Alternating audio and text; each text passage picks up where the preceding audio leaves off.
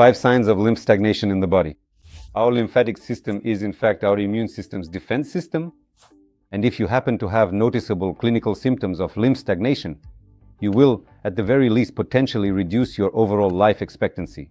You kidding me? At the end of this video, I will show you a technique called the lymphatic contrast shower, which activates our lymphatic system, in fact, our immune system, which will help you fight a huge number of different diseases. The first sign is swelling. You wake up in the morning, go to the mirror, and see huge bags under your eyes. Pinch your skin and take a look. The skin will feel very dense, with a cellulite-like consistency. In other words, the presence of cellulite, this thickening, tells me that a person has swelling. But why does swelling occur? If you ate sweets, drank alcohol, or had a lot of strong coffee in the evening and didn't drink any fluids during the day, that is plain water with a very high probability. In the morning, you'll wake up with swelling. If you have bags under your eyes, give this video a like. Let's keep going with this video. The second sign of lymph stagnation in the body. If you drink a lot of energy drinks, soda, coffee or tea, why do these beverages affect the lymphatic system this way? Because they contain a large number of different substances that have a diuretic effect and increase cortisol in our body. Cortisol, for example, coffee, right? Coffee stimulates the production of cortisol. In turn, cortisol is a stress hormone that we actually need so that we can wake up in the morning. We wake up in the morning thanks to cortisol. And in general, cortisol is called the get up and go hormone. Do something. It is absolutely essential for us to live. But when there is an excessive amount of it because you drank a large amount of coffee, and cortisol starts to acidify the lymph, which leads to a slowdown in the flow of fluids in the body. This is what parents usually buy for their children, thinking it's normal. If a child wants something to drink, they say, okay, I'll buy you some sweet soda, have a drink. I would even say this is a criminal mistake towards your children. That's why an excessive amount of sugars leads to the same slowing of lymph flow and also has a rather strong diuretic effect. And in general, the large amount of sugars in these drinks plays a truly significant and serious role in the development of many pathological processes.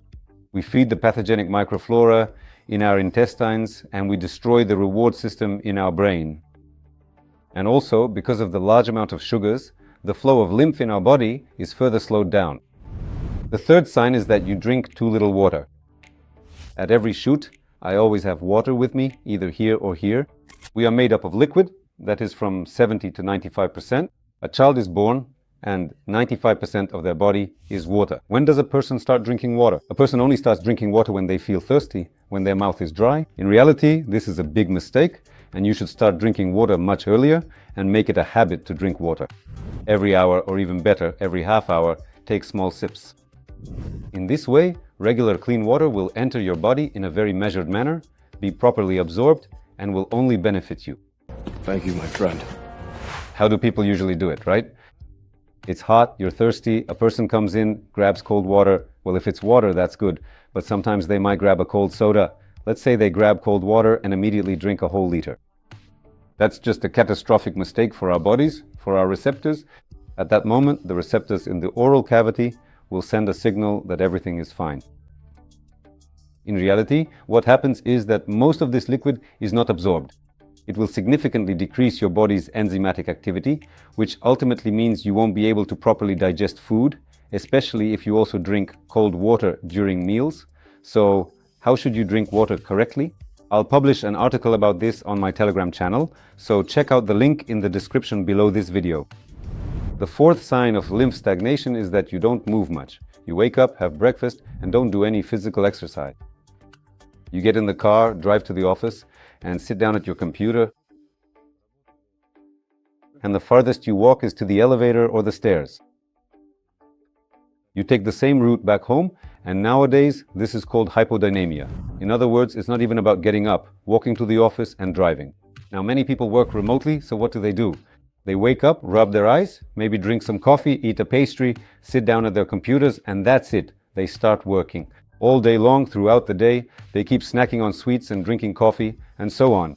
Then after some time, I don't know, maybe after 30 plus, people start experiencing like some kind of chronic fatigue syndrome. They wake up already tired, have trouble falling asleep, and start developing some anxiety disorders, and so on and so forth. And all of this started with physical inactivity and stagnation in the lymphatic system, lymph stagnation in the body. The body's detoxification system wasn't working. That is, water was stagnating, toxins were accumulating. Toxins is a broad term for all sorts of things. These are fragments of cellular debris, and ending with whatever you put into your body, what you eat. And the fifth sign, you can check right here, right now, whether you have stagnation in your lymphatic system. What do you need to do for this? For women, you need to carefully feel around your entire breast area, firmly pressing down with your fist right where I am pressing now. And take a moment to see if there are any painful or unusual sensations occurring on either one or both sides of your body. And second, how do we check? We simply take our thigh and run our hand along it quite firmly, just like this. First on one side, and then we repeat the same motion on the other side as well. And on one of the sides, with a very high probability, you'll feel some unpleasant sensations. This will indicate that you have lymph stagnation either on the left or the right side, or maybe even on both sides. And now, as I promised, I'm going to show you a technique called the lymphatic contrast shower. Tux. It's really great for putting you in an incredibly resourceful state.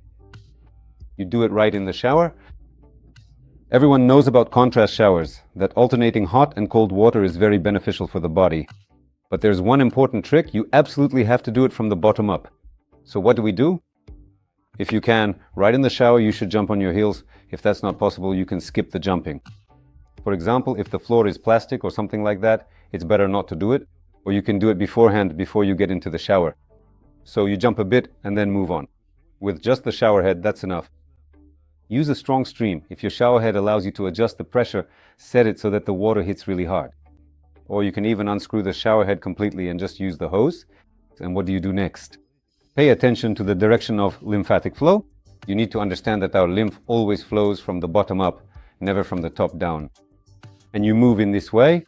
First, direct the stream of hot water along the inner surface of your lower leg, then the inner surface of your thigh, then along the outer surface of your lower leg, moving about a step at a time. You should move at about 1 centimeter per second.